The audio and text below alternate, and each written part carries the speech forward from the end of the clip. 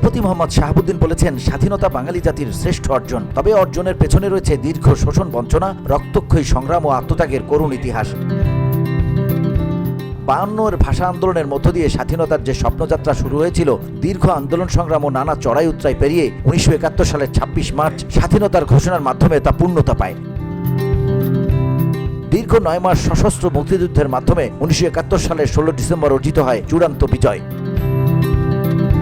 বিজয় দিবস উপলক্ষে দেয়া এক বাণীতে রোববার রাষ্ট্রপতি কথা বলেন। মোহাম্মদ শাহাবুদ্দিন বলেন, 16 ডিসেম্বর আমাদের মহান বিজয় দিবস। দীর্ঘ লড়াই সংগ্রাম ও 9 মাসের রক্তক্ষয়ী যুদ্ধ শেষে 1971 সালের এই দিনে আমরা অর্জন করেছি কাঙ্ক্ষিত বিজয়। আমরা পেয়েছি একটি সার্বভৌম দেশ, পবিত্র সংবিধান, নিজস্ব মানচিত্র ও লাল সবুজের পতাকা পেয়েছি, স্বাধীন জাতি হিসেবে বিশ্বের বুকে নিজেদের অস্তিত্ব আর মর্যাদা।